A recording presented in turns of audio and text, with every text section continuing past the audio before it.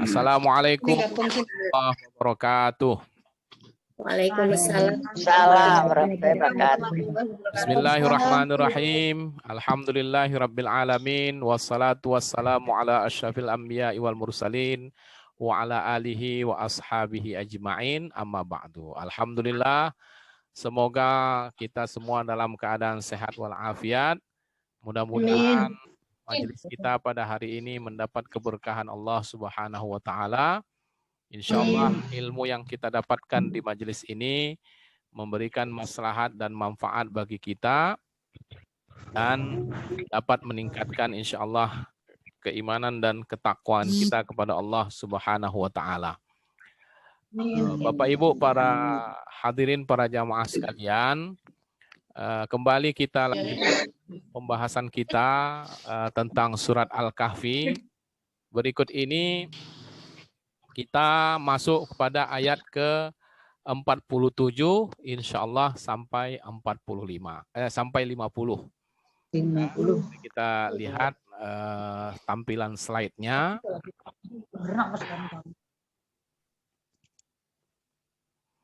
Ayat 47 sampai ayat 50. Ya. Ada 4 ayat. Mari bagi ibu-ibu yang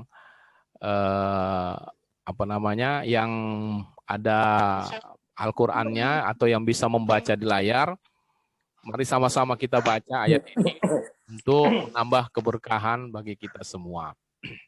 Saya akan bacakan dulu ayat yang akan kita bahas pada hari ini, yaitu ayat ke-47 sampai ayat ke-50.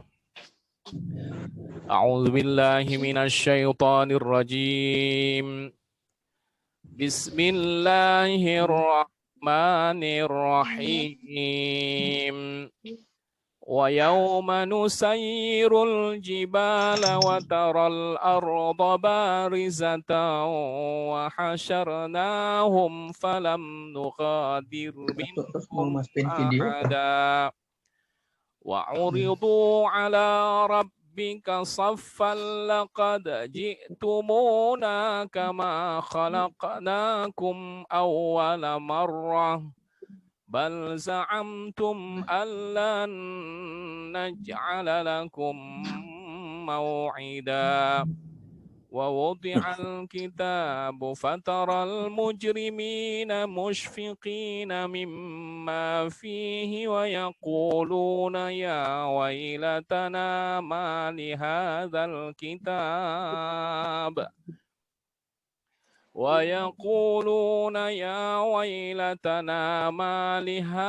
الكتاب لا يغادر صغيرة ولا كبيرة إلا أحصاها ووجدوا ما عملوا حاضرا ولا يظلم ربك أحدا وَإِذْ قُلْنَا لِلْمَلَائِكَةِ اسْجُدُوا لِآدَمَ فَسَجَدُوا إِلَّا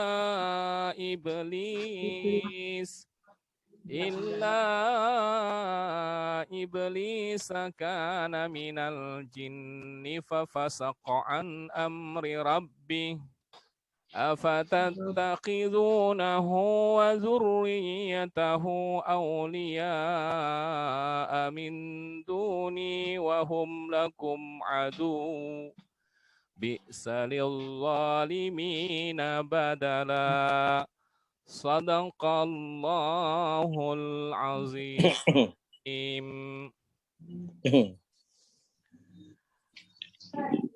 Wa yauma nusayyirul jibala wa taral arda barizatan wa hasyarnahum falam nughadir minhum ahada.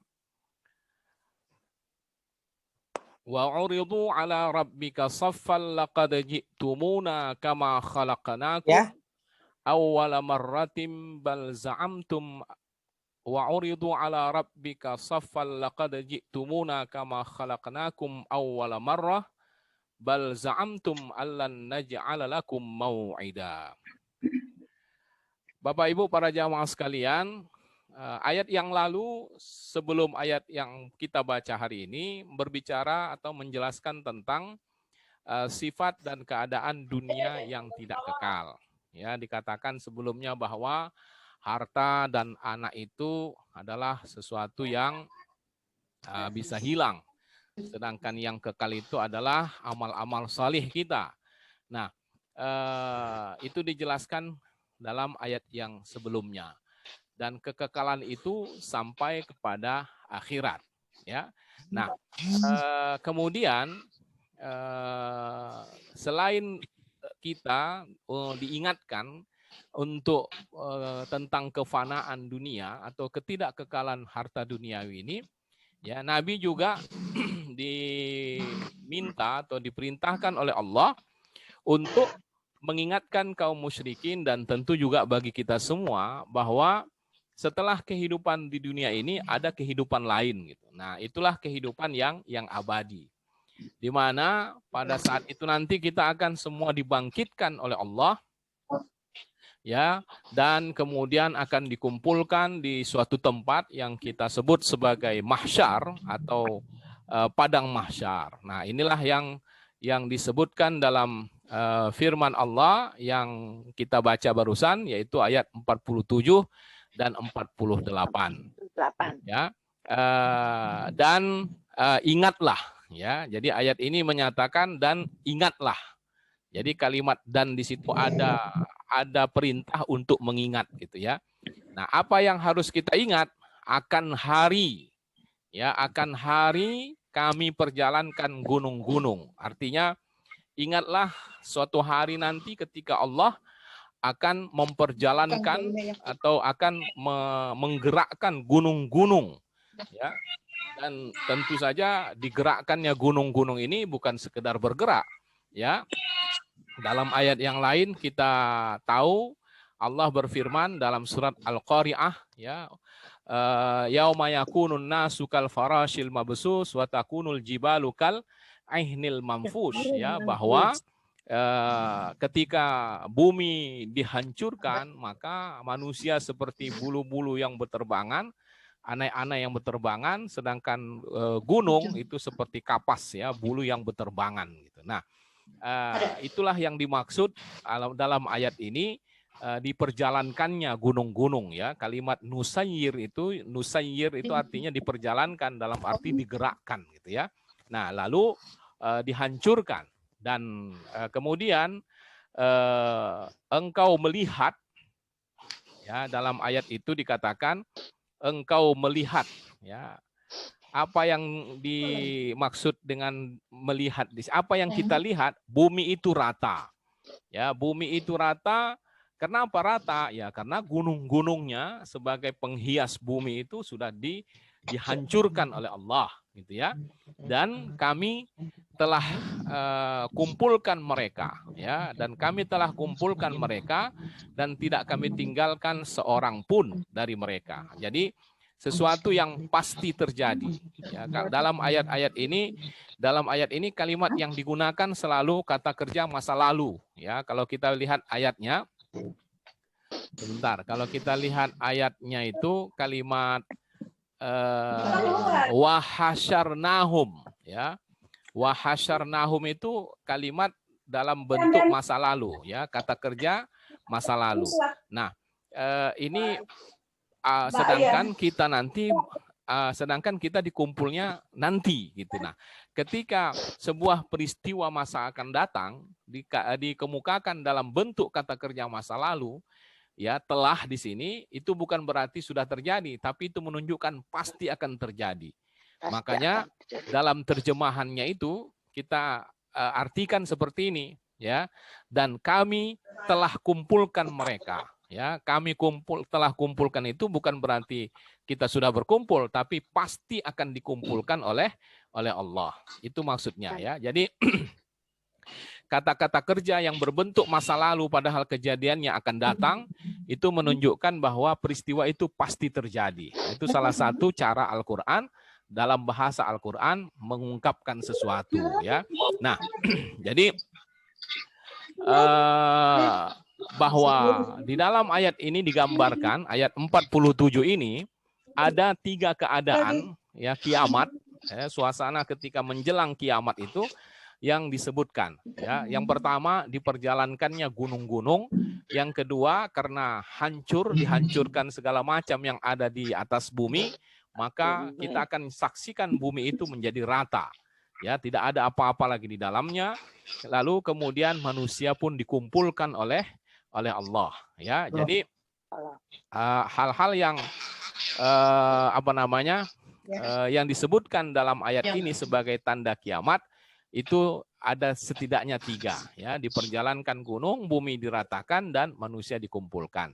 Nah, pertanyaan berikutnya adalah bagaimana mereka dikumpulkan? Ya, bagaimana mereka dikumpulkan? Nah, itu bisa kita lihat pada terjemahan ayat yang berikutnya ya, 48. Dan kemudian mereka disebut lagi telah dibawa. Nah, ini kalimat telah dibawa ini maksudnya pasti akan dibawa ya ke hadapan Tuhan dengan berbaris. Jadi kita nanti akan digiring dalam barisan-barisan. Ya, di padang mahsyar itu kita akan berada dalam barisan-barisan. Nah, sesungguhnya kamu telah datang kepada kami, kata Allah. Itu maksudnya Allah yang berfirman. Kepada siapa? Ya, sebagaimana kami menciptakan kamu pada kali pertama. Nah, ini terkesan bahwa Allah menyampaikan hal ini kepada orang-orang yang tidak percaya kepada hari pembalasan. Ya, karena dengan begitu Allah mengingatkan kepada mereka, dulu kami sudah ingatkan kepada kalian. Nah, inilah hari yang kalian dulu tidak percaya. Ya, sesungguhnya kamu telah datang kepada kami sebagaimana kami menciptakan kamu pada kali yang pertama. Jadi dulu ketika kita dilahirkan dalam keadaan sendiri, tanpa harta, tanpa kedudukan, tanpa anak, tanpa keluarga, bahkan tidak berbusana, tidak beralas kaki dan sebagainya, maka hari ini kalian dibangkitkan dan dikumpulkan dalam keadaan seperti itu. Nah, kira-kira begitu maknanya. Ya, jadi Allah ingin ingatkan kepada kita, yang terutama mereka-mereka yang disebutkan dalam ayat sebelum ini, mereka yang sombong, angkuh dengan apa yang mereka miliki, pada dasarnya nanti suatu saat akan kembali lagi seperti sedia kala. Ya, ketika kita tidak memiliki apapun, maka kita akan kembali lagi seperti itu. Nah, oleh sebab itu dilanjutkan dalam ayat berikutnya, ya, dalam lanjutan ayat itu, bahkan kamu mengira kamu sekali-kali tidak akan menetapkan bagi kami, sekali-kali tidak akan menetapkan bagi kamu waktu untuk memenuhi perjanjian. Jadi saking durhakanya, saking kufurnya orang-orang yang tak beriman atau orang-orang yang sombong dan angkuh terhadap harta-harta mereka, sampai mereka merasa tidak akan ada itu masa pertanggungjawaban di akhirat itu. Itu yang dikatakan oleh Allah dalam ayat ini. Jadi ini ayat mengecam perilaku orang-orang yang sombong dengan harta mereka, sehingga mereka tidak percaya kepada apa yang disampaikan oleh Nabi kepada mereka, bahwa apa yang mereka miliki nanti akan habis dan nanti juga akan kembali dalam keadaan tidak memiliki apa-apa. Lalu dilanjutkan oleh ayat yang berikutnya, wa wudi'al kitabu fataral mujrimina musyfiqina mimma fihi wa yaquluna ya wailatana ma li hadzal kitab.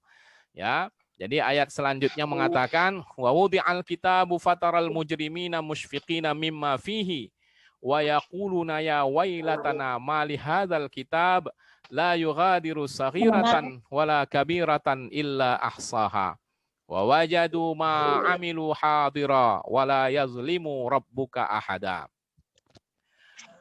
Artinya dan diletakkan ya, dan diletakkan kitab. Lalu kamu akan melihat orang-orang yang bersalah, ketakutan terhadap apa yang tertulis di dalamnya. Jadi setelah nanti dikumpulkan di mahsyar, lalu kemudian dilakukanlah perhitungan. Nah, nanti semua amal-amal yang dilakukan itu tercatat dan dikumpulkan, lalu diberikanlah kepada siapapun yang memiliki catatan itu, baik orang yang saleh maupun yang tidak saleh. Nah, sedang keadaan orang yang saleh, dia aman-aman saja, ya, dia tidak merasa ketakutan. Nah, digambarkan di sini hanya orang yang tidak saleh. Nah, adapun orang-orang yang kamu akan melihat orang-orang yang bersalah, fataral mujrimin. Ya, mujrimin itu artinya orang yang bersalah. Ya, di mana mereka ketakutan dengan apa yang ada di dalam catatan amalnya. Nah, mereka lalu berkata, aduhai celakanya kami, kitab apakah ini? Nah, itu yang saya jadikan judul kita pada hari ini. Aduh, ini buku apa? Ini buku apa ya? Nah, ketakutan yang mereka rasakan itu terungkap dengan kata-kata, aduhai celakanya kami, katanya. Ya wailatana, mali hadzal kitab. Kitab apa ini? La yughadiru saghiratan wala kabiratan illa ahsaha. Yang tidak meninggalkan yang kecil dan tidak pula yang besar. Maksudnya semua tercatat, baik dosa kecil maupun dosa besar. Melainkan ia mencatat semuanya. Ya, tidak ada yang tertinggal dari perbuatan-perbuatan tersebut, semuanya dicatatkan oleh Allah. Nah, wa wajadu ma amilu hadira, dan mereka dapati, ya, mereka dapati apa yang mereka kerjakan itu secara jelas, ya, jelas sekali, tidak ada yang terhilang, tidak ada yang tersisa. Dan Tuhanmu wala yazlimu rabbuka ahada, dan Tuhanmu tidak menganiaya seorang jua pun. Artinya tidak mungkin ada yang tidak tercatat. Kalau yang baik tidak mungkin tak tercatat. Begitu juga sebaliknya. Kalau ada yang buruk, kalau memang yang baik pasti tercatat. Yang bukan kita lakukan, yang bukan kita kerjakan, tidak mungkin tercatat dalam buku kita. Ya, sering sekali di dunia kita mengalami salah catat, begitu ya, yang bukan tugas kita atau yang bukan kita kerjakan tercatat di buku kita. Nah, di akhirat nanti tidak ada yang seperti itu. Kata Allah, wala yazlimu rabbuka ahada, Allah tidak akan menganiaya, itu dalam arti semuanya tercatat. Kalau memang kebaikan dilakukan sekecil apapun ada di dalam catatan itu, begitu juga sebaliknya, yang kecil, yang buruk sekalipun akan tercatat. Yang bukan pekerjaan atau amal kita tidak akan mungkin tercatat, dan kalau memang itu kita amalkan tidak mungkin tercatat di kitab atau di buku orang lain. Nah, begitulah keadilan Allah, semua ada dan tidak mungkin hilang dalam catatan Allah. Itu yang dimaksud dalam ayat ini. Nah, Bapak Ibu sekalian, kita melihat dalam ayat ini ada kalimat la yughadiru saghiratan wala kabiratan illa ahsaha. Ya, ini kalimatnya ya. La yughadiru saghiratan wala kabiratan illa ahsaha. Yaitu artinya yang tidak meninggalkan yang kecil dan tidak pula meninggalkan yang besar. Nah, dari ayat ini, ya, dari ayat ini kita bisa lihat bahwa ada dua jenis dosa, ya, dosa besar dan dosa kecil. Nah, seperti ini kalau kita gambarkan ya, dosa itu ada yang besar, ada yang kecil. Apa yang dimaksud dengan dosa besar? Yang dimaksud dengan dosa besar itu artinya disebutkan Allah langsung sebagai dosa besar, ya, atau disebutkan oleh Rasulullah sebagai dosa besar. Dosa besar ini disebut dengan kabair atau kabiroh, ya. Nah, diantaranya misalnya syirik itu dosa besar, durhaka kepada orang tua itu dosa besar, ya. Itu disebutkan nama dosanya sebagai dosa besar. Nah, kemudian ada yang kedua, ciri-ciri dosa besar itu ya diancam neraka. Ya, ada ancaman Allah terhadap perbuatan tersebut. Ya, kemurkaan, laknat, azab atau hukuman tertentu atau had. Misalnya berzina. Zina itu dosa besar. Walaupun tak disebut dosa besar, tapi dari hukumannya Ya, dari hukumannya bisa dikatakan dia dosa besar karena jelas hukumannya, yaitu dirajam atau dicambuk. Begitu juga membunuh, itu harus dikisas misalnya. Kemudian mencuri, merampas dan sebagainya, itu disebut sebagai dosa besar karena hukumannya jelas di dalam Al-Quran dan hadis-hadis Nabi. Dari situlah ditentukan bahwa dia termasuk dosa besar. Nah, kemudian dosa yang kedua dosa kecil. Nah, dosa kecil itu adalah dosa yang tidak besar. Jadi yang selain dosa besar disebut dosa kecil. Nah, yang perlu kita khawatir adalah kedua dosa ini. Kenapa? Karena dosa kecil pun bisa berubah menjadi dosa besar. Ini yang harus kita hati-hati. Ya, mengapa kita harus berhati-hati dengan dosa kecil sekalipun? Karena dosa kecil itu bisa menjadi dosa besar. Nah, apa yang bisa menyebabkan dia menjadi dosa besar?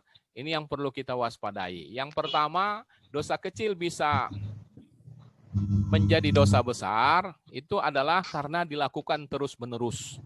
Ya, dalam hadis Nabi dikatakan la kabirata ma'al istighfar wala saghirata ma'al israr. Ya, dilakukan terus-menerus, tidak ada dosa besar bersamaan dengan istighfar.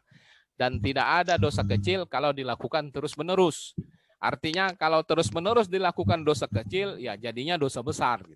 Itu yang kita harus ingat. Kemudian yang kedua, ya, yang menjadi sebab terjadinya dosa kecil menjadi besar adalah karena dianggap remeh oleh pelakunya, dianggap enteng. Ya, misalnya ungkapan seseorang berkata, dosa kecil ini katanya ya, dosa kecil ini. Jadi ini bisa dianggap menjadi dosa besar. Ada seorang sahabat yang bernama Ibnu Mas'ud. Dia berkata bahwa ada perbedaan orang yang beriman dengan orang yang tak beriman. Artinya orang yang saleh dengan orang yang tidak saleh.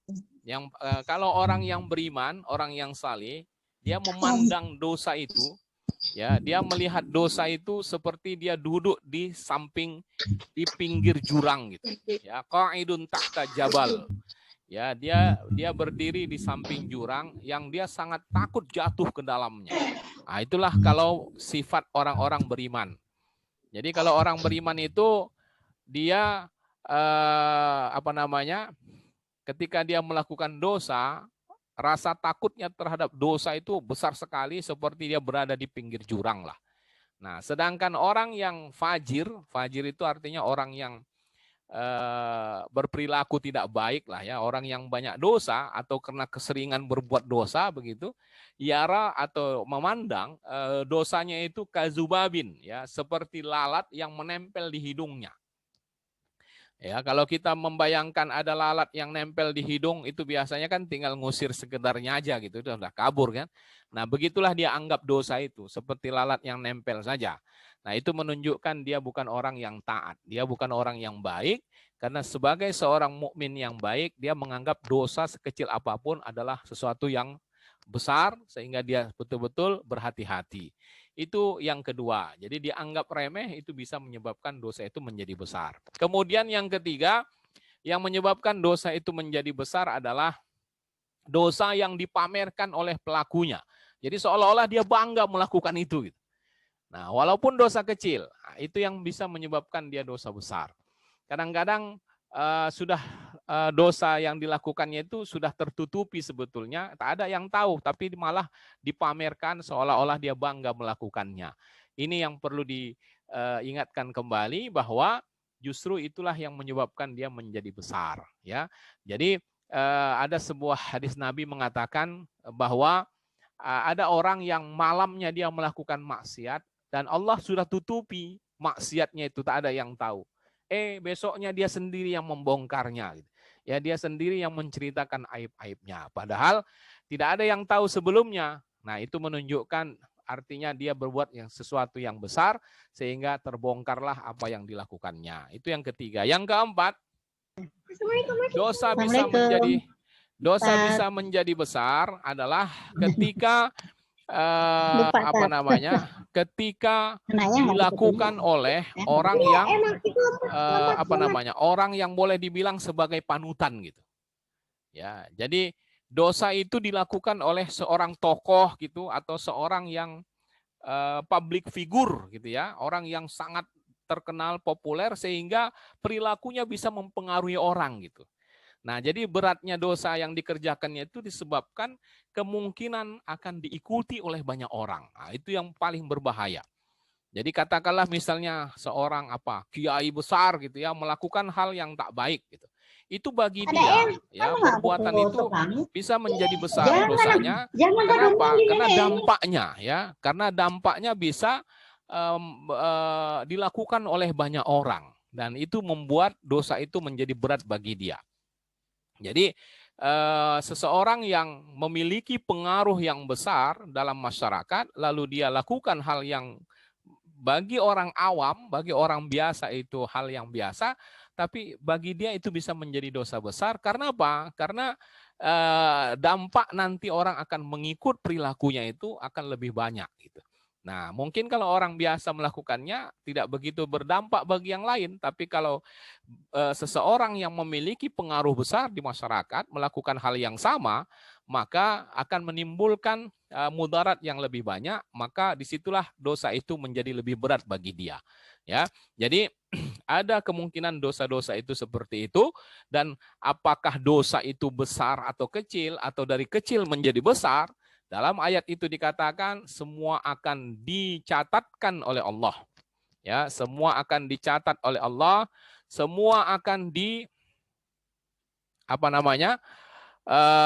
semua akan dicatat, semua akan didengar, semua akan dilihat oleh kita semua apa yang kita lakukan di akhirat di dalam buku catatan-catatan kita. Nah, ini yang perlu kita renungkan, bagaimana ayat ini mengingatkan kepada orang-orang yang kembali kepada topik di awal bahwa apa yang dia miliki, apa yang dia banggakan, semua itu akan habis. Justru nanti akan Allah bongkarkan semua apa yang ada, apa yang dilakukannya, yang di dunia tidak diketahui oleh orang, dan akhirnya pada dibongkarkan dan diketahuinya di akhirat. Itu ya.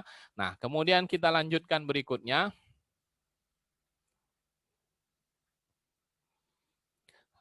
Ini wa idz qulna lil malaikatis judu li adama fasajadu illa iblis. Fasajadu illa iblis. Kana minal jinni fafasaqa an amri rabbih afatattakhidunahu wa zurriyatahu min duni wa zurriyatahu awliya min duni wa hum lakum aduun bi'saliz zalimina badala. Ya. Ayat-ayat yang sebelum ini menyebutkan kepada kita, menjelaskan kepada kita akibat buruk yang akan dialami oleh orang-orang yang durhaka kepada Allah. Ya. Jadi ayat yang sebelum ayat ini berbicara tentang akibat buruk terhadap orang yang durhaka. Nah, kedurhakaan itu lahir dari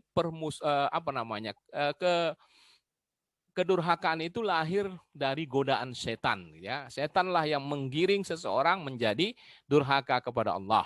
Nah, jadi dalam ayat 50 ini, ya, dalam ayat 50 ini Allah mengingatkan kepada kita, ya, bagaimana permusuhan setan yang sudah berjanji kepada Allah akan menjerumuskan kita.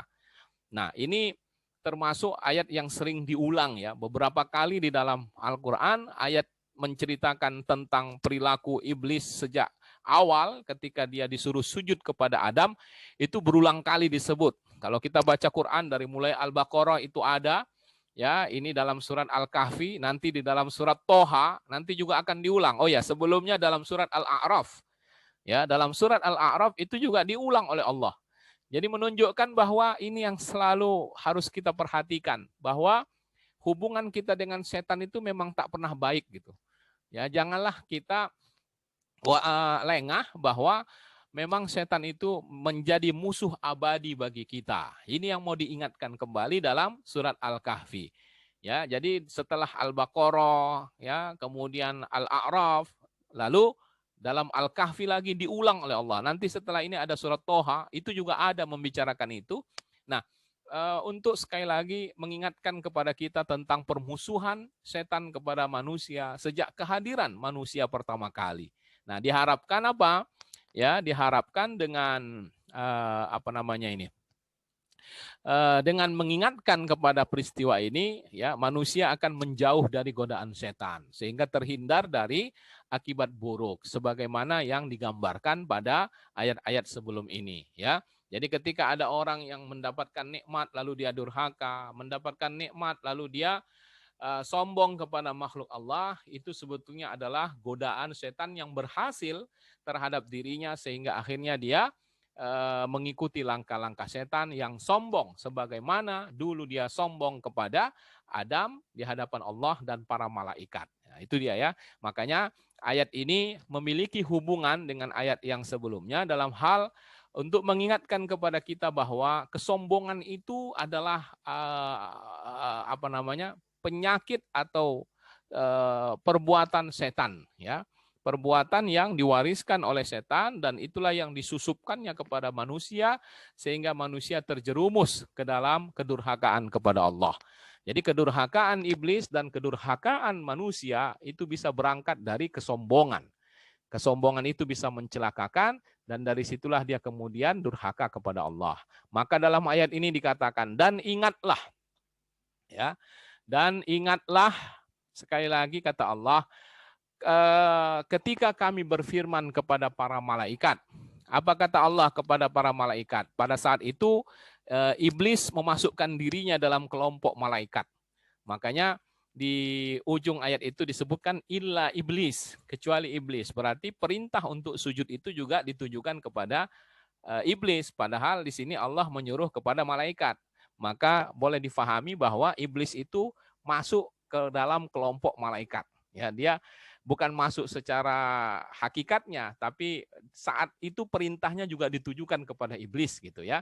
Nah, sujudlah kepada Adam, maka mereka pada sujud. Malaikat-malaikat itu kecuali iblis. Ya, dia adalah dari golongan jin yang diciptakan dari api yang merasa lebih mulia dari Adam. Maka ia mendurhakai perintah Tuhannya. Ya, dia mendurhakai. Kenapa? Karena dia merasa lebih mulia. Dia katakan ana khalaqtani min narin wa khalaqtahu min tin, katanya ya. Dalam surat Sad. Nah, coba itu dalam ayat Sad lagi masih ada cerita Adam dan iblis ya. Jadi dia bilang kau ciptakan aku dari api sedangkan dia dari tanah. Dia merasa lebih mulia karena tanah dia pikir rendah. Padahal semua unsur kehidupan itu ada di tanah, termasuk api. Jadi logika alasan iblis itu sesuatu yang tidak masuk akal gitu. Ya, tidak masuk akal sehingga dia dianggap salah. Nah, lalu patutkah kamu mengambil dia karena dia sudah durhaka kepada Allah, ia mendurhakai perintah Tuhannya. Maka dalam ayat ini diingatkan, patutkah kamu mengambil dia sebagai apa namanya? Sebagai teman, ya, sebagai pemimpin, sebagai pemimpin selain daripada aku, ya. Jadi patutkah kalian mengambil dia dan keturunannya sebagai pemimpin selain daripada aku, sedangkan mereka wahum lakum aduun, sedangkan mereka adalah musuh. Jadi kata Allah, sudah tahu musuh, kenapa kalian jadikan sebagai pemimpin? Dalam arti seseorang yang diikuti, ya, seseorang yang diikuti, kemudian buruklah iblis sebagai pengganti dari orang-orang yang zalim. Nah ini ya, jadi artinya Allah mengingatkan kepada apa namanya, kepada orang-orang kafir atau orang-orang yang musyrik atau orang-orang yang durhaka, ya, dengan peristiwa atau dengan menceritakan kembali kisah antara Nabi Adam dan iblis ketika iblis disuruh bersujud kepada Adam. Nah, jadi ini ayat seolah-olah menyindir ya perilaku orang-orang kafir, orang-orang yang durhaka kemarin itu yang merasa sombong, di mana mereka merasa tidak layak bersama Nabi karena mereka merasa lebih mulia. Sehingga kehadiran orang-orang miskin bersama Nabi mereka protes. Ya, mereka mau bergaul dengan Nabi kalau orang-orang miskin tidak ada bersama mereka. Nah, itu menunjukkan bahwa mereka itu sombong dengan apa yang ada pada diri mereka. Lalu ayat ini mengingatkan bahwa perilaku mereka itu sama dengan iblis, ya, yang merasa lebih mulia dari Adam. Nah, bayangkan. Jadi orang yang merasa sombong, orang yang merasa lebih baik dari orang lain, lebih hebat, lebih berkuasa atau lebih unggul dari hal apapun, perasaan lebih itu adalah sebuah bibit-bibit kesombongan, dan itulah yang diwariskan iblis kepada kepada pengikut-pengikutnya, kepada orang-orang yang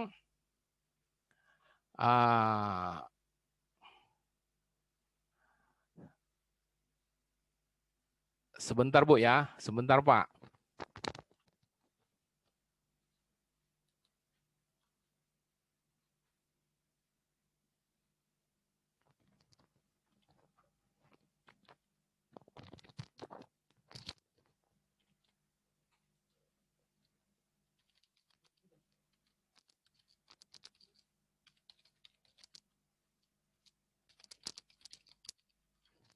Ya, jadi artinya ayat ini menyindir perilaku orang-orang yang sombong dengan apa yang mereka miliki, seolah-olah mereka lebih baik daripada orang lain, dan Allah mengatakan itu adalah sama dengan iblis, karena iblis pun seperti itu dulunya.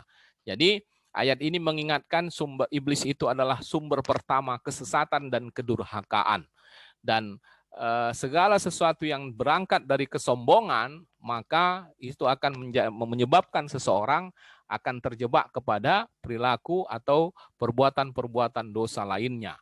Ini yang harus yang harus diingat oleh mereka-mereka yang merasa memiliki kelebihan dibanding orang lain dari segi harta atau hal-hal yang bersifat duniawi.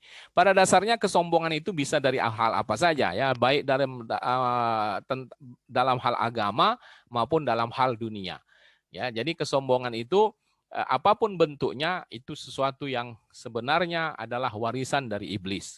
Dan siapa yang mengikuti langkah iblis maka dia akan menyesal. Kenapa? Karena pada akhirnya iblis pun nanti akan berlepas tangan dari diri kita. Ya, iblis pun nanti akan tidak mau bertanggung jawab, ya, terhadap apa yang dilakukan oleh seseorang setelah dia menggodanya. Artinya dia tidak akan membiarkan, ya, orang untuk selamat lalu dia celakakan. Nanti setelah orang itu celaka, dia akan berlepas tangan. Nah, itu yang menjadi sifat iblis. Dalam kehidupan kita mungkin pernah mengalami hal-hal seperti ini, ya, ketika ada orang yang awalnya ketika melakukan perbuatan yang buruk kita bersama-sama dengan dia, tapi begitu kita terjebak dalam perbuatan yang buruk itu, dia tinggalkan kita. Nah, itu kan artinya menjerumuskan gitu, ya. Itu bisa kita baca dalam surat Al-Hasyr ayat 16. Dalam surat Al-Hasyr ayat 16 Allah katakan orang-orang munafik itu, orang-orang munafik itu mengajak orang-orang berbuat tidak baik. Nah, mereka itu sama dengan setan. Setan itu ketika mengajak seseorang untuk berbuat kufur, dia katakan kufurlah yuk katanya, ya. Tapi begitu falamma kafara, ketika orang itu sudah kufur, durhaka kepada Allah, apa katanya? Inni bari minka. Ya, oke lah kalau begitu aku lepas tangan ya dari kamu. Nah, itu artinya ketika orang sudah celaka dia pun lari gitu, tak bertanggung jawab. Ya, kenapa? Karena ini akhafullah rabbal alamin, karena dia sendiri pun sebenarnya takut juga kepada Allah gitu. Nah, jadi itulah hakikatnya iblis atau setan. Ya, setan itu tidak cukup jadi orang jahat, tapi dia ingin juga membuat orang jahat gitu. Jadi ada orang jahat itu ada dua. Ya, boleh dia bilang begini, orang jahat itu ada dua jenis, ada dua bentuk lah, ya. Ada orang jahat yang kejahatannya hanya untuk dirinya, ya. Dia jahat hanya untuk dirinya, tidak sampai membuat orang lain atau mempengaruhi orang lain jahat. Nah, itu. Kemudian ada yang kedua, tidak cukup hanya dia yang jahat, dia juga mempengaruhi orang lain jadi jahat. Nah, itu yang tipe setan tuh yang seperti itu gitu. Jadi istri saya tertawa di sini. Jadi katanya, jadi orang jahat itu dia jahatnya itu tidak cukup untuk dirinya, tapi dia berusaha membuat orang lain jahat. Nah, itulah tipe setan. Ya, kita akan lihat nanti apa bedanya setan dengan yang lain gitu. Nah, di situ akan nampak ya perbedaannya. Nah, sebelum ke situ kita lihat dulu dalam ayat itu ya, dalam ayat yang ke-50 tadi. Di situ dikatakan wa zurriyatahu ya, atau kalimatnya ini dia ya. Kalimatnya itu aduh gambar saya gede banget jadinya nih. Ya. Kalimatnya itu adalah fatattakhizunahu wa zurriyatahu ya, dan zurriyat. Zurriyat itu artinya apa namanya? Keturunan. Ya, keturunan-keturunan. Apakah kalian akan menjadikan iblis dan keturunan-keturunannya? Nah, apa yang dimaksud dengan keturunan di sini? Nah, sebagian ulama memahami kata zurriyat itu bahwa jin itu serupa dengan manusia gitu ya. Jadi menurut mereka jin itu sama dengan manusia, memiliki pasangan hidup dan anak keturunannya. Jadi jin itu melahirkan, beranak, ya mungkin ada bidannya juga berarti ya. Ya, sama dengan manusia lah. Ya, bahwa dia sama dengan manusia, beranak, hamil dan menikah, hamil, beranak dan seterusnya. Ya, kemudian dia juga diciptakan Allah berpasang-pasangan. Ada jin laki, ada jin perempuan, ya, cowok dan cewek lah. Nah, ini sesuai dengan firman Allah surat Al-Zariyat ayat 49. Wa min kulli syai'in khalaqna zaujaini la'allakum tazakkarun. Dan segala sesuatu kami ciptakan berpasang-pasangan supaya kamu mengingat kebesaran Allah. Jadi di kalimat dengan dan segala sesuatu itu berarti termasuk jin, ya. Nah, tetapi sebagian lain ulama memahami kata keturunan ini bukan itu, ya. Mereka memahami bahwa yang dimaksud adalah para pengikut setianya. Jadi siapa saja yang setia mengikuti langkah-langkah setan atau langkah iblis, maka disebut sebagai zuriat, keturunan. Nah, itu menunjukkan saking dekatnya lah hubungan mereka. Ya, seperti sahabat, kalau saking dekatnya kan kayak saudara gitu ya. Nah, begitulah kira-kira orang yang saking dekatnya dengan jin sehingga dia disebut sebagai zuriat, keturunan, karena dia banyak melakukan apa yang dilakukan oleh iblis atau setan. Nah, oleh sebab itu diingatkan oleh Allah, apakah kalian akan jadikan mereka-mereka ini sebagai pemimpin atau sebagai ikutan? Tentu itu berbahaya. Ya, kenapa? Karena sudah jelas musuh, kenapa dijadikan sebagai teman? Nah, berkenaan dengan itu, mari kita lihat bagaimana sebetulnya posisi iblis ya dalam hubungannya sebagai makhluk Allah. Nah, di sini saya buatkan tabel, mudah-mudahan bisa terlihat. Ya, pada dasarnya ada silsilah setan lah ya, silsilahnya. Kalau kita tak punya silsilah, tak tahu kita silsilah kita, berarti kita kalah sama setan. Setan aja ada silsilahnya gitu ya. Nah, kalau kita lihat dari sisi penciptaan manusia, penciptaan makhluk Allah ya, dari asal usulnya, maka makhluk Allah itu ada 3. Pertama, malaikat, diciptakan Allah dari cahaya. Yang kedua, manusia, diciptakan Allah dari tanah. Yang ketiga jin ya, yang ketiga jin diciptakan Allah dari api. Nah, jin ini ada 2 ya, sama dengan manusia. Kalau malaikat semua beriman. Manusia juga ada mukmin, ada kafir, jin juga begitu. Ada yang beriman, ada yang kufur. Ya, tak beriman. Nah, yang kufur ini ada 2. Yang jahat, kita sebut dengan jin jahat lah ya. Nah, yang jahat ini pun ada 2. Ya, ada yang tidak mengajak kepada kekufuran. Ada yang mengajak kepada kekufuran. Nah, yang mengajak kepada kekufuran inilah yang disebut dengan setan. Jadi saya sebut tadi ada 2 orang jahat. Ada orang jahat yang hanya untuk dirinya. Ada yang jahat mengajak orang lain jahat. Nah, itu yang setan. Nah, setan ini ada bosnya, ada induknya, ada apa namanya ya, gangsternya lah, kepalanya ya, bosnya. Nah, itulah iblis gitu. Jadi iblis itu adalah jenis setan yang kufur kepada Allah. Dan dialah penghulunya, dialah pemimpinnya. Nah, iblis inilah yang umurnya sampai kiamat itu. Ketika diusir dari surga, dia minta kepada Allah supaya dia diberi waktu umur sampai kiamat. Ya, diberikan Allah sampai kiamat umurnya. Jadi iblis belum mati sampai sekarang. Ya, dan dia akan terus mengelola atau membimbing atau mengatur anak-anak buahnya ini untuk menyesatkan manusia. Nah, itulah posisinya sekarang. Jadi kalau misalnya kita mengenal ada namanya makhluk halus atau misalnya nama-nama setan-setan, hantu-hantu segala macam itu, ya boleh jadi itu termasuk jin yang kafir dan tidak mengajak kepada kekufuran itu. Ya, kita misalnya tahu bahwa di suatu tempat ada dihuni oleh jin dan sebagainya, dan dia tidak mengganggu. Kalau dia kafir, boleh jadi dia kafir, boleh jadi dia mukmin. Nah, itulah kira-kira posisinya, ya. Jadi iblis itu disebutkan seperti yang disebutkan dalam ayat ini, dia adalah kana minal jin, ya. Kana minal jin. Dia adalah dari golongan jin, ya. Wah, itu. Nah, akan halnya setan, ya, setan itu sebetulnya bukan merupakan figur, ya, setan itu. Setan itu sebetulnya karakter gitu. Sifat. Jadi sifat yang merusak atau sifat yang mengajak orang kepada keburukan. Makanya sifat yang mempengaruhi orang-orang atau hamba-hamba Allah untuk sesat kepada Allah. Makanya di dalam Quran itu, misalnya dalam surat An-Nas dikatakan alladzi yuwaswisu fi sudurin nas, yaitu mereka yang sesuatu yang memberikan was-was, ya, dalam hati manusia. Minal jinnati wan nas, yaitu dari kalangan jin dan manusia. Jadi setan sebagai sifat itu boleh jadi dari golongan jin, boleh jadi dari golongan manusia. Makanya kita suka dengar barangkali, ya, ada orang-orang tertentu yang disebut sebagai udah kayak setan gitu, ya. Kenapa? Karena karena setan itu sebetulnya adalah semacam sifatnya.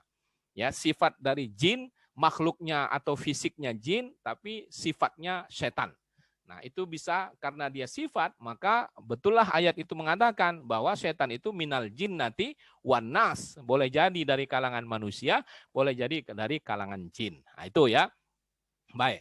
Kemudian kita lanjutkan bahwa tetapi begitupun agama ini melarang, oleh sebab itu melarang kita takut kepada jin. Jadi kita tak boleh takut kepada jin sebetulnya. Kenapa? Karena jin itu tidak bisa merusak atau mengganggu kita secara fisik. Dia hanya, atau dikatakan setan itu hanya bisa mempengaruhi kita secara batin. Jadi didorongnya hawa nafsu itu untuk melakukan hal yang tak baik sehingga kita celaka dan kufur kepada Allah. Makanya diingatkan di sini, fa idza qara'tal Qur'ana fasta'iz billah. Apabila engkau membaca Al-Qur'an, maka hendaklah meminta perlindungan kepada Allah, ya. Hendaklah meminta perlindungan kepada Allah minasyaitonir rajim, dari syaitan yang dirajam, yang terkutuk. Innahu laisa lahu sultanun 'alal ladzina amanu wa 'ala rabbihim yatawakkalun. Setan tidak akan bisa menguasai orang-orang yang beriman, ya, dan orang-orang yang senantiasa bertawakal kepada Allah. Jadi selama orang selalu ingat kepada Allah, maka setan tidak akan bisa mengganggunya. Ya, dalam sebuah hadis dikatakan kalau orang-orang yang katakanlah orang yang tidak beriman atau orang yang banyak melakukan dosa, orang yang tidak saleh, ya, setannya selalu bersama dengan dia. Ya, ketika dia makan, setannya ikut. Ketika dia sedang minum, setannya ikut. Bahkan ketika dia sedang tidur, setannya pun ikut bersama dia. Ya, itu dikatakan dalam hadis. Sedangkan orang yang beriman, orang yang saleh, ya, setannya tidak bisa bersamanya, tapi bukan berarti pergi dari dirinya. Ya, jadi orang-orang soleh itu bukan tak punya setan, dia ada setannya gitu. Setannya tetap, Nabi aja ada setannya gitu, ya. Nah, tapi ditundukkan oleh Allah. Sedangkan kita, kalau kita orang yang beriman, kita punya setan masing-masing. Tapi setan kita tidak bisa merapat selalu bersama kita. Kenapa? Dia tidak bisa mendekat. Nah, tapi bukan berarti dia pergi sama sekali. Dia ikut memantau. Dia selalu memantau kita. Begitu kita lengah, baru dia masuk. Ya, makanya kita misalnya ketika kita salat, begitu hati kita lengah, setannya masuk. Nah, makanya kita disuruh untuk ingat kepada Allah. Kenapa? Karena ketika kita ingat, maka dia pun pergi, dia pun kabur.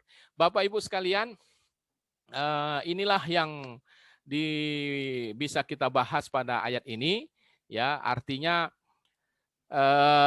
dalam ayat ini dikatakan sekali lagi bahwa apa yang terjadi sebelumnya dari perilaku orang-orang yang telah kufur kepada Allah, sesungguhnya atau sejatinya itu adalah gangguan atau pengaruh dari setan. Makanya kita diingatkan kembali bahwa setan itu musuh, jangan jadikan sebagai teman, jangan jadikan sebagai ikutan. Nah, dengan demikian maka selamatlah kita dari sifat-sifat buruk, yang utamanya adalah sifat kesombongan terhadap apa yang telah diberikan Allah kepada kita. Seharusnya semua itu mendekatkan diri kita kepada Allah Subhanahu wa taala. Demikianlah pembahasannya. Silakan Bapak Ibu, mungkin ada yang mau ditanyakan dalam tema kita kali ini. Mudah-mudahan menambah luasnya pembahasan ini. Silakan diaktifkan mikrofonnya atau boleh ditanyakan melalui chat ya, diketikkan melalui chat. Silakan.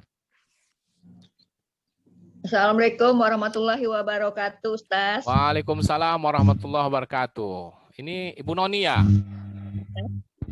Iya. Silakan saya Bu. mau nanya, kata Ustaz tadi, ya dosa kecil itu bisa dosa besar ya, Tas, bisa ya? menjadi Tapi besar. saya jadi ngebahasin kayak orang apa? Ya, kayak penjahat ya, Tas, kayak penjahat itu kan, Tas, dia tuh berbuat misalnya ya bos penjahat lah kayak gitu. Tapi kan anak buahnya kan banyak, Tas. Tapi lama-lama bos ini udah sadar. Tapi anak buahnya tuh masih melakukan perbuatan apa, masih ditanggung sama bosnya ini, Tas.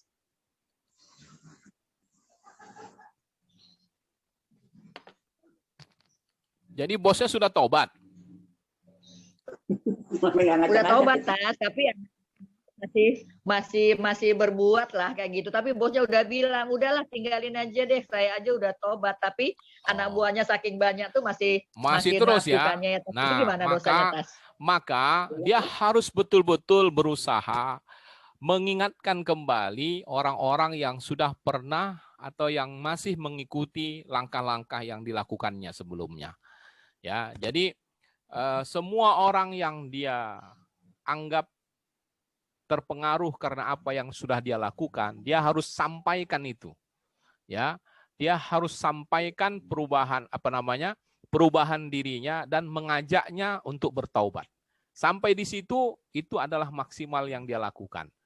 Jadi kalau dia sudah bertaubat, salah satu langkah yang harus dia lakukan karena perbuatan buruknya mungkin ada yang sudah mengikutinya, maka dia harus sampaikan ya perubahan dirinya dan mengajak kembali orang-orang yang sudah menyimpang tadi gara-gara dia untuk kembali juga bertaubat. Bahwa orang itu mau mengikut atau tidak itu sudah persoalan lain.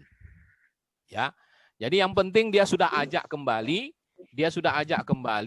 dan dengan demikian sudah cukuplah dia menunjukkan taubatnya. Ya, seperti Ibu bilang tadi, bos itu berkata, "Sudahlah, saya aja sudah taubat, kalian apa lagi?" Nah, itu sebetulnya sudah sebuah upaya untuk mengajak kembali orang-orang yang pernah sesat gara-gara dia kepada jalan yang baik. Ya, itu sudah cukuplah. Jadi tidak menjadi tanggung jawabnya membuat orang taubat juga gitu. Enggak. Ya. Nah, itu nanti akan membebani orang di luar kemampuannya karena untuk taubat itu kan tidak bisa dipaksakan ya. Tidak mungkin dipaksakan. Teman atau orang-orang yang berada di bawah kekuasaan kita dulunya itu kan bukan robot yang begitu di off kan langsung berhenti gitu kan, tidak ya. Nah, makanya kita harus berupaya semaksimal mungkin ya, salah satunya mengajak mereka ke jalan yang baik kembali. Bahwa mereka ngikutin atau tidak itu bukan urusan kita, tapi kita sudah mengajak, itu sudah sebuah upaya. Insya Allah betul-betul kalau memang dia bertaubat kepada Allah, Allah akan terima taubatnya. Saya kira begitu, Ibu. Makasih Ustaz. Assalamualaikum. Waalaikumsalam. Sini ada chat 2. Saya mau ini dulu ya. Saya mau jawab dulu. Ini ada pertanyaan dari Ibu Sri.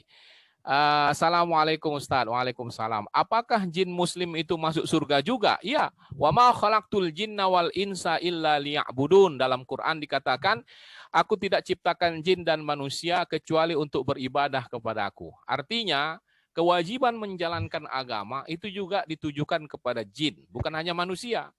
Nah, ketika mereka menjalankan kewajiban, berarti pantas mereka mendapat balasan. Ya, jadi mereka pun juga berhak masuk surga dan mereka juga akan dihukum bisa masuk neraka. Jadi kewajiban sebagaimana manusia ditetapkan oleh Allah, begitu juga kepada jin.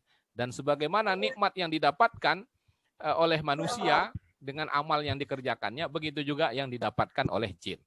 Nah, bagaimana bentuknya? Wallahu a'lam. Ya, kita nggak bisa juga. Bagaimana bentuk mereka masuk surga, di mana surganya? Ya, kita tak tahulah di mana. Bagaimanapun itu adalah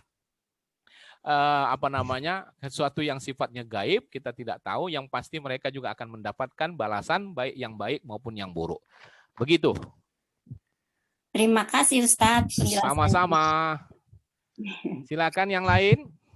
Ya, Assalamualaikum. Waalaikumsalam Pak Hasan. Apa kabar? Kabar baik, alhamdulillah, sehat-sehat. Alhamdulillah. Silakan Pak Hasan. Nah, ini ada pertanyaan Pak Ustadz. Ya. Tadi Pak Ustadz katakan bahwa kan ada jin kafir dan jin Islam istilahnya, Ya. kan begitu. Ya. Juga di dunianya si jin ini kan ada berbagai macam profesi. Ya. Ya.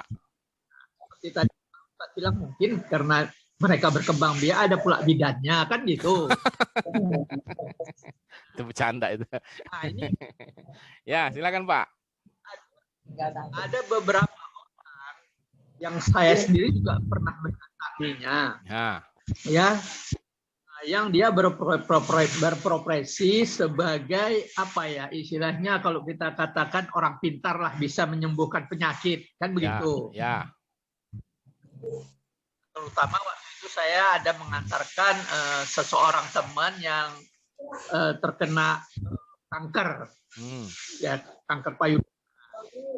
Nah, biasanya orang-orang yang bukan dengan orang-orang yang berpraktek menyembuhkan penyakit ini rata-rata kan karena mereka sudah tidak punya kemampuan finansial.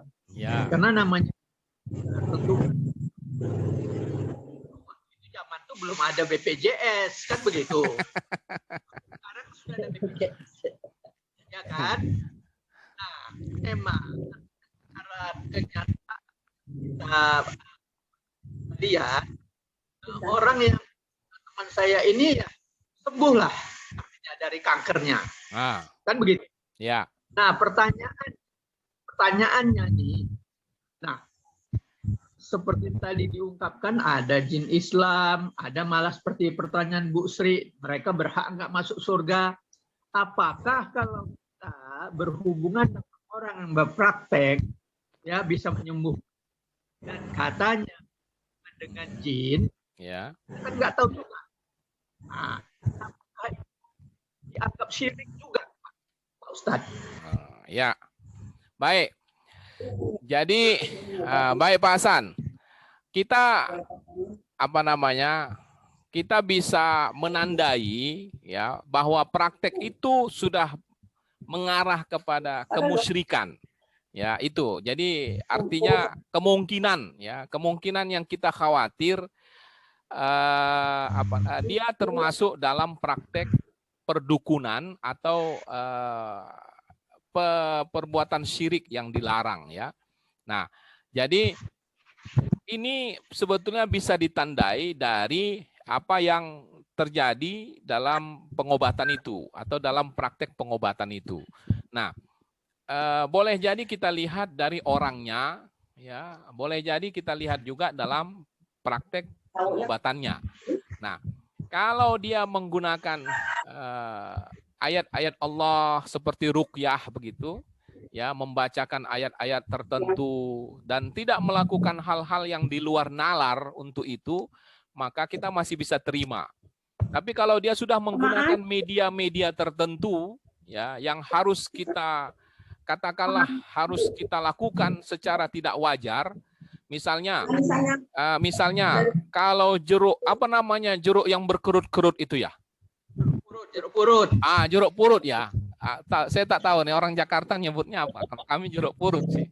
Ya, misalnya apa yang wajar digunakan, apa yang wajar dilakukan terhadap jeruk purut itu. Nah, yang wajar kan itu dibuat sebagai bahan makanan dan sebagainya, ya kan? Atau misalnya air lah, ya air.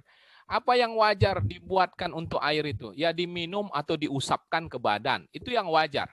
Tapi yang disuruh sama dia, air itu kemudian kau siramkan di bawah tempat tidur si A, atau di bawah tangga, atau di depan pintu, itu sudah tak wajar itu. Ya, itu berarti sudah praktek perdukunan namanya. Sama dengan misalnya melakukan media-media yang tidak wajar tadi, misalnya minta ayam. Ya, biasanya itu ayam yang hitam itu apa namanya, Bu? Ayam hitam. Ayam cemani. Ya? Ayam cemani ya? Ayam cemani. Ayam cemani. Nah, apa yang wajar dilakukan terhadap ayam? Walaupun untuk berobat misalnya. Yang wajar kan disembeli, dimakan, dagingnya, dibuang darahnya, kan begitu? Itu yang wajar.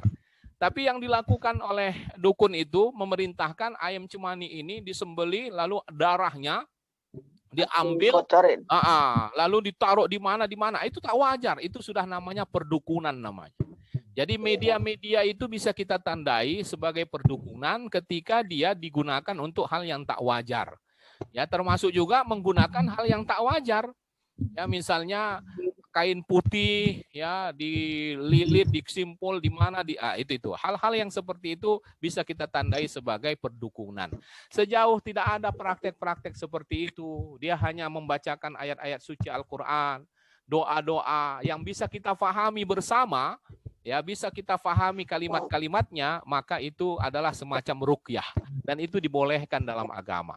Tapi kalau dia sudah mulai merapal mantra yang tak mengerti kita apa maksudnya, yang tak paham kita susunan kalimatnya, dan tak dikenal dalam bahasa apapun misalnya, maka itu sudah semacam mantra-mantra dukun, dan itu termasuk yang dilarang. Ya, jadi dari situ kita bisa paham. Bapak datang berobat ke seseorang, belum apa-apa dia sudah tebak kita. Oh, Bapak maunya ini kan, Bapak karena ini kan. Nah, itu sebetulnya sudah tanda-tanda itu. Ya. Jadi banyak Bapak Ibu tanda-tanda perdukunan itu ya, ketika kita datang sudah ketahuan itu ya, bahwa ini sudah mulai praktek perdukunan ketika dia sudah menebak-nebak apa yang terjadi sama kita. Nah, itu ada dua kemungkinan ya, boleh jadi dia bohong, sebetulnya dia bukan dukun ya, atau boleh jadi dia bersekutu dengan setan, dengan jin yang kafir itu. Ya, dia bersekutu, dia mendapatkan informasi gaib itu dari setan, dari jin, dan apapun dari jin itu sebetulnya nggak ada yang benar. Dari 10 kata imam, kata para ulama, dari 10 informasi jin yang didapatkan oleh seorang dukun atau tabib, ya dari 10 informasi yang didapatkan dari jin untuk tabib atau untuk tukang tenung atau untuk dukun, itu 9-nya pasti bohong. Ya, sedangkan yang satunya belum tentu benar. Nah, ya, jadi 10 informasi, 9 pasti bohong, yang satu belum tentu benar. Jadi artinya besar sekali kemungkinan bohong, dan itu sesuatu yang sudah pasti. Ya, kita harus hindarkan. Makanya Nabi melarang betul kita datang ke tukang ramal atau dukun. Siapa yang datang ke dukun dan membenarkannya, maka dia berarti telah kufur terhadap apa yang diturunkan kepada Muhammad. Artinya menunjukkan dosa itu besar. Ya, na'udzubillah, hati-hatilah kita. Saya kira itu Pak Hasan. Baik, terima kasih Pak Ustaz. Sama-sama. Silakan, ada yang lain? Saya Ustadz. Saya Bu Tuti. Oh ya, silakan Bu Tuti. Enggak, kan saya punya teman SMP kebetulan ya. Ya. Dia itu punya indera keenam menurut saya ya. Karena dia nebak kamu nanti akan begini, tapi jangan percaya katanya. Saya udah nggak percaya. Nggak taunya apa yang dia katakan tuh sekian hari kemudian atau sekian hari kemudian terjadi. Nah, yang begitu itu gimana Ustadz? Baik. Jadi apa yang sebetulnya, yang pasti tidak ada yang tahu sesuatu yang gaib, sesuatu yang akan terjadi di masa yang akan datang, kecuali Allah Subhanahu wa Ta'ala. Ya, itu sesuatu yang sudah kita yakinilah, bahwa apa yang kemungkinan terjadi dalam pandangan seseorang, kalau itu berkaitan dengan sunnatullah misalnya, maka kita sebetulnya bisa pahami itu sebagai sebuah realita. Misalnya ada seseorang yang melihat mendung di ujung sana, ya. dilihatnya mendung di ujung sana. Dia lalu mengatakan, ini mendung takkan hujan ini. Ya, kalau menurut saya ini mendung tidak hujan. Nah, dia bisa jelaskan itu secara logis atau secara ilmiah lah. Maka kita boleh percaya, boleh tidak tentang itu. Dan kalau misalnya itu betul-betul terjadi, ternyata mendung itu tidak hujan, maka berarti apa yang dikatakannya itu sesuatu yang memang bisa diterima secara akal. Tapi kalau ada sesuatu yang memang secara akal tidak bisa kita tangkap, ya, karena keterbatasan akal dan pikiran kita. Nah, ketika apa yang dikatakan oleh orang itu ternyata benar, maka bagi kita, karena kita tidak tahu, itu adalah sesuatu yang sifatnya kebetulan saja. Ya, jadi itu sesuatu yang bisa kebetulan dalam pandangan kita. Ya, kenapa? Karena dia sendiri pun seperti yang Ibu katakan, menyuruh kita jangan percaya loh, ya kan? Dia sendiri menyuruh kita jangan percaya gitu, ya kan? Artinya dia juga akan dia juga menjaga diri jangan sampai disalahkan dengan ada kemungkinan berbedanya nanti dengan kenyataan. Jadi saya kira kemampuan orang untuk melihat sesuatu yang tidak bisa dilihat oleh orang lain atau yang kita sebut sebagai indera keenam itu boleh jadi kelebihan tersendiri, tapi itu tidak berlaku buat umum dan itu sesuatu yang tidak harus kita percayai, ya, bahwa kalaupun terjadi seperti yang disebutkannya itu bukan karena dia mengatakan itu, ya, karena memang adalah sebab-sebab lain yang bisa kita terima secara akal. Misalnya gini, ya, ada orang yang berdasarkan indera keenamnya, dia bilang bahwa nanti tahun 2022 bakal ada, katakanlah misalnya dia meramal bakal ada gubernur yang tertangkap misalnya gara-gara korupsi misalnya, ya. Nah, lalu begitu masuk 2002 kita mula-mula nggak percaya, tapi begitu masuk 2002 betul gitu, ada gubernur yang ketangkap. Tapi kan kita tak bisa berkata ini memang sudah diramalkan oleh si A itu. Iya kan? Karena itu sesuatu yang bisa saja terjadi kebetulan gitu. Nah, samalah dengan saya mau mengatakan saya bisa loh Ibu memandang apa yang ada di balik Ibu sekarang. Saya bisa lihat loh itu. Nah, bahwa di belakang Ibu itu sebetulnya ada makhluk lain gitu. Nah, sekarang Ibu membantah saya gimana? Kan nggak bisa kan? Karena saya pun sendiri tak bisa membuktikannya. Nah, itulah. Jadi saya kira teman Ibu tadi yang mengatakan jangan percaya loh, itu sebetulnya dia cari aman juga gitu. Supaya kita jangan menyalahkan dia nanti kalau ternyata tak sesuai gitu ya. Saya kira itu Ibu Tuti. Terima kasih Bu. Terima kasih. Iya, terima kasih. Sama-sama. Baik, silakan ada yang lain. Pak Adi. Pak Adi itu Pak Adi. Assalamualaikum Ustaz. Ya, silakan. Waalaikumsalam. Mina Ustaz. Ya, Bu Mina silakan. Tadi dikatakan dosa kecil menjadi besar. Ya. Yang dilakukan oleh tokoh atau panutan itu contohnya bagaimana? Oleh tokoh panutan ya, tokoh masyarakat atau orang yang banyak ya, silakan. Ya, oke, terus di luar tema. Gimana? Sehabis sholat kita kan zikir yang 33 itu ya. Subhanallah, alhamdulillah, Allahu akbar. Terus setelah itu kan la ilaha illallah itu harus 33 juga atau boleh lebih gitu ya Ustadz? Mohon penjelasannya. Assalamualaikum warahmatullahi wabarakatuh. La ilaha illallah itu yang 33 maksudnya? Ya, dalam sholat kita salah satu zikir yang dianjurkan itu membaca subhanallah, alhamdulillah, Allahu akbar 33 kali ya. Iya kan? Masing-masing 33 kali. Ya. Begitulah tuntunannya. Jadi kalau kita memang tahu segitu, ya memang begitu yang diminta Nabi, ya amalkan saja segitu gitu. Jangan kita tambah-tambah yang memang tidak diperintahkan. Tapi bukan berarti kalau kita lebihkan jadi berdosa, tidak. Ya, jangan juga kita memberat-beratkan orang gara-gara tidak sesuai. Wah, banyak sekali nanti akibatnya dosanya, percuma dia beramal jadinya ya. Jadi Artinya gini, kalau memang agama ini menyuruh kita, Nabi menyuruh kita 33 kali, ya ikutin saja. Dan tidak ada dosanya kalau misalnya kita lebih, tetap saja yang dihitung 33, ya kan? Yang lebih itu ya jadi tambahan saja. Tapi bukan berarti dengan menambah-nambah itu kita sengaja menambah untuk nambah pahala. Bisa jadi kita dianggap tidak mengikuti apa yang diajarkan oleh Nabi. Nah, sedangkan setelah itu kita mau baca tahlil la ilaha illallah itu memang tak ada batasnya. Jadi silakan saja diperbanyak. Saya kira itu, Bu. Ya. Gimana Bu Mina? Assalamualaikum Pak Ustadz. Waalaikumsalam Pak Adi, silakan. Ya Pak Ustadz, tadi dari silsilah itu kan yang dibuat turun itu adalah dari jin. Ya, ya, kan? Ya Pak, silakan. Dari manusia kan nggak dibuat turunannya Pak. Oh. Ya.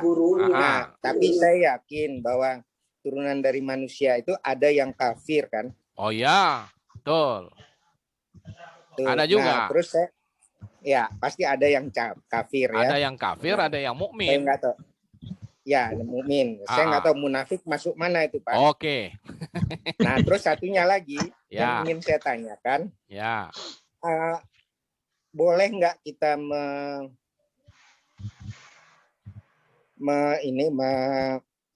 bilang seseorang itu kafir atau munafik karena apa yang dilakukannya sudah tidak mengikuti Al-Quran lagi. Oke. Baik.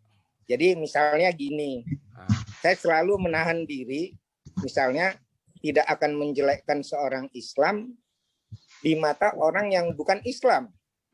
Ya. Ini yang sering kejadian nih kalau di WA group gitu. Ya. Dia Islam, tapi misalnya, wah Pak Maslan itu gini-gini bicaranya di grup yang ada bukan orang Islam. Nah, orang yang kayak gini kita sebut apa ya Pak Ustadz? Itu Pak, terima kasih Pak. Baik. Yang pertama, Waalaikumsalam warahmatullahi. Manusia itu sama dengan jin lah. Sama-sama diperintah Allah untuk taat. Yang taat disebut saleh, yang tak taat disebut kafir atau kufur kepada Allah. Di mana posisi orang munafik? Orang munafik itu sebetulnya tak beriman. Kalau betul-betul hatinya, orang munafik itu kan lain di luar, lain di dalam. Ya, dia menyebut dirinya beriman padahal hatinya tidak. Itu disebut kafir sebetulnya. Pada hakikatnya orang munafik itu sama dengan orang kafir. Bahkan dalam pandangan agama, orang munafik itu lebih berbahaya daripada orang kafir. Makanya di dalam Quran itu dikatakan, sesungguhnya orang-orang munafik itu nanti di tempatnya di neraka, fitdarkil asfali minan nar, di bagian paling bawah. Berarti itu yang paling panasnya itu. Karena lebih bahaya orang munafik dibanding orang kafir. Orang kafir jelas musuh, orang munafik seolah-olah teman ternyata musuh. Bisa berbahaya.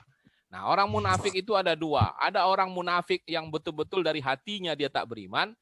Ada orang munafik yang beriman tapi tak mau menjalankan Islam.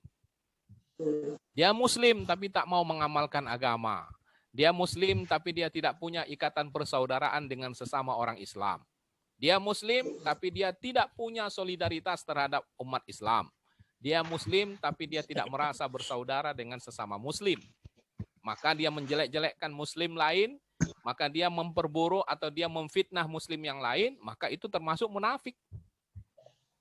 Nah, jadi kalau apa yang Bapak sebut tadi, ada orang yang menjelek-jelekkan orang Islam di hadapan orang kafir, itu jelas sebagai kemunafikan. Karena apa? Seharusnya dia memiliki persaudaraan sesama muslim, apalagi kalau berhadapan dengan orang yang tidak muslim. Jadi itu yang bisa dikatakan. Ya Pak Adi. Oke Pak, terima kasih. Bapak Ibu, waktu kita mohon maaf, ini tinggal 1 menit lagi. Kalau ada pertanyaan silakan, kalau tidak saya mau tutup. Berhubung saya ada keperluan ini. Ya silakan. Ada? Ada. Oke lah. Baiklah ya, barangkali kita cukupkan dulu Bapak Ibu sampai di sini. Ya, jadi kesimpulan dari pengajian kita pada hari ini adalah bahwa ketika Allah menceritakan tentang kiamat, proses kiamat, kemudian tentang iblis, setan dan sebagainya, itu kaitannya dengan sebuah peringatan bahwa pada akhirnya nanti dunia ini akan berakhir, orang-orang yang sombong dengan dunianya, maka dia akan kecewa, karena itu nanti akan hilang. Ketika sampai di hadapan Allah, kita sudah tak memiliki apa-apa. Sadarilah bahwa perbuatan itu mungkin terpengaruh oleh godaan setan, dan itu karena dia tidak sadar, setan itu sebetulnya musuh yang harus dijadikan sebagai musuh, jangan dijadikan teman. Inilah barangkali kesimpulannya dalam ayat ini. Insya Allah kita akan lanjutkan lagi pada ayat-ayat berikutnya. Mudah-mudahan Bapak Ibu semua kita akan diberikan kelapangan waktu, kesehatan, sehingga kita tetap dapat melakukan pengajian, menuntut ilmu, insya Allah diberkahi Allah Subhanahu wa Ta'ala. Terima kasih Bapak Ibu sekalian. Saya mohon maaf, kita tutup pengajian ini dengan membaca doa kafaratul majlis. Subhanakallahumma wa bihamdika asyhadu an la ilaha illa anta astaghfiruka wa atubu ilaik. Bapak, ibu-ibu dari jamaah yang lain, saya tidak sebutkan satu persatu, secara umum ini dari Nurul Huda, dari Semansa 1, dari SMA 8, dari At-Tayyibah ada, dari At-Taufik Rawamangun, Bu Noni CS ada, dari lain-lain barangkali saya tidak sempat ngecek lagi. Terima kasih atas semua partisipasi kita semua. Mudah-mudahan ini menjadi wahana silaturahim kita, silaturahim yang keimanan ketakwaan kita kepada Allah Subhanahu wa Ta'ala. Terima kasih Ibu-ibu Nurul Huda. Nanti malam kita tahlilan. Ya, jangan lupa ya, kita ketemu lagi insyaallah. Terima kasih. Assalamualaikum warahmatullahi wabarakatuh. Waalaikumsalam warahmatullahi wabarakatuh. Terima kasih Pak Ustadz. Sama-sama.